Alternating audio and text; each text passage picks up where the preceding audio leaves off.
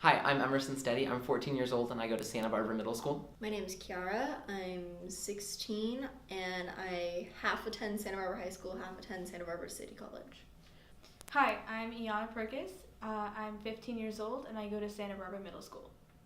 I think it's important to understand when you're talking about media literacy that all information has an intent, and when somebody produces information, they have an intent, and when we take that information and we interpret that information, we also have an intent.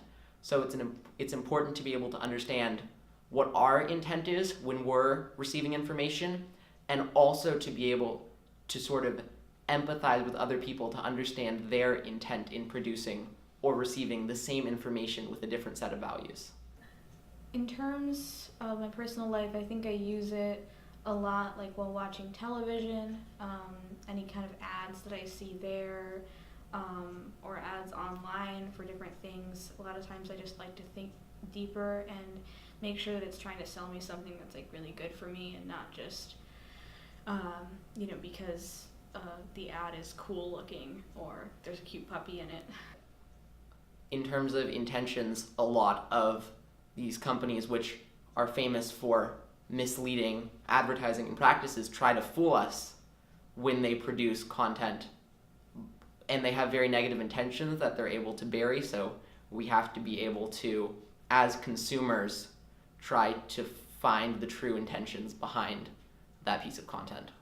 I think that a lot of people get misconstrued by the effects of social media and the faux appearances that people portray when they're on media.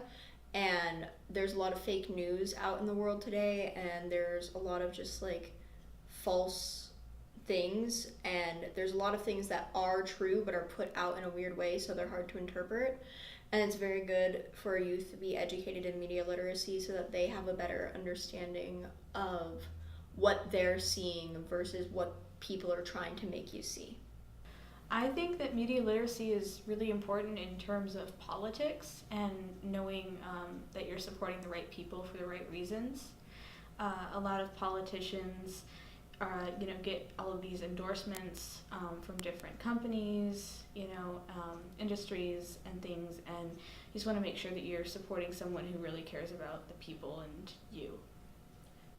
Whenever you trust a piece of content that's been released, you always need to look at where is this content coming from in terms of who made it and why are they making it, who's funding them, because there's two sides to it. You need to be able to look at the piece of content and interpret what is their intent, which is more of a mental thing where you need to think what are the different things this could mean, but you can also do the research to look into who's funding this, why might they want this to happen.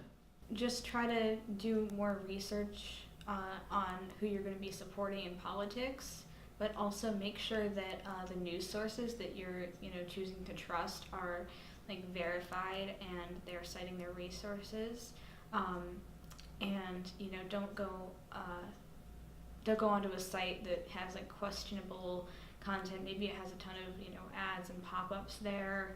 Probably not a actual news resource, so just want to make sure that you're trusting companies like CNN, the real CNN, stuff like that.